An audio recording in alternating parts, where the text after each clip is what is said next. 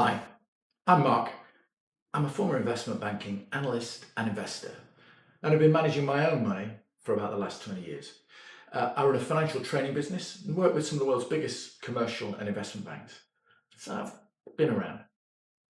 The aim of this channel is to help you, that is, people in the UK who want to broaden their investment horizons. Or maybe you just want to understand a bit more about what's happening in markets. Well, that's what we're doing. All the funds we're talking about are investable through the UK brokers like Hargreaves Lansdown or AJ Bell. Other brokers are available, by the way. And what we're doing is we're going to see if we can beat a major index by using market momentum data. Simples. The research says we can. We're trying to see if it works in the real world, which is slightly different.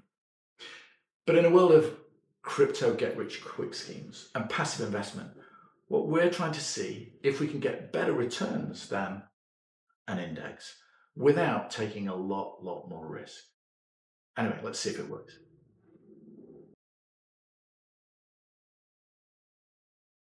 Welcome to our monthly Momentum blog. We'll look at our new portfolio, which is quite different, you'll see, from the previous ones, having some biotechnology and alternative energy in. And we'll look at how the last 6 have performed. In short, they've done very well, with 4 out of 6 outperforming the SWDA to date. So what's happened? Well, last month's boom is now having a bit of a break. The big momentum sector has been gold. Top 5 rises in the last month and the last 6 months have all been gold and gold-linked stocks. It's interesting also to see this strong performance of biotech and these alternative energy-related funds. Now, the gold story has been covered a lot, so I'm not going to do that here. Interesting to say that silver has also convincingly joined the party, and that's not unusual after a long period of strong gold performance. Now, the interesting story this month is biotech. And I must admit, from my own portfolio, I've seen my patience rewarded. I have a couple of investments, one in RTW Biotech and AXA Framlington Biotech. And these have both benefited from an improving market. In RTW's case, it sold a lot of assets at 2.5 times entry cost or more since August. M&A activity in biotech is increasing in pace. And these developments have all happened from quite a low valuation base. Now, another new entrant in terms of total performance is alternative energy. There's not been a lot of direct press coverage, but energy shortages coming from AI have. And whenever we hear about new server farms, they're measured in megawatts, not in megabytes. So it's about the energy shortage that's coming. More broadly, mood in the US has been very mixed, with concerns about China tariffs. But each month they've given way to a more positive tone. At the end of this month, Trump and Xi met very positively. US earnings reports have been good, and comments about US consumers from banks, they've been positive too. Even though we've had all these stories in the last month or so about subprime auto loans and the hangover from COVID hangouts. So markets and gold have had a good run. It's not surprising that investors are starting to get concerned about the risk of a correction. Not all news is good news. Regional banks have posted losses. We've seen their shares punished heavily this month.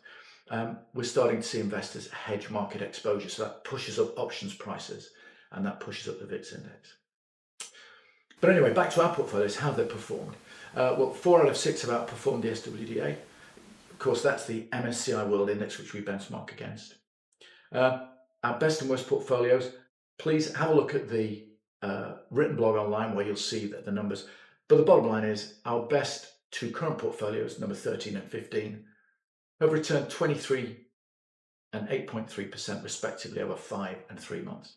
23% over 5 months. And they've both beaten the SWDA.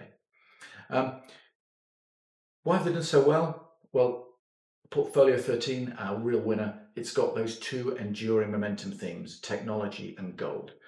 It also got a pretty good run out of defense with a big bump in 1 month as tensions between Russia and the US increased. So what decided our new portfolio mix? Staying with a pure momentum approach, 6-month data suggests only a slight change in rank order. Gold first, technology second, 3 Asia Pacific, 4 emerging markets. If we look at the last 4 months only, though, we get a slightly more complex picture. Biotech and alternative energy are performing strongly.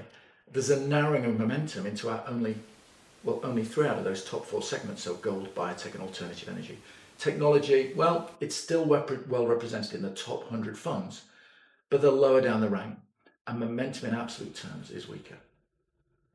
So that's the pitch for this month. Let's see next month if we got it right.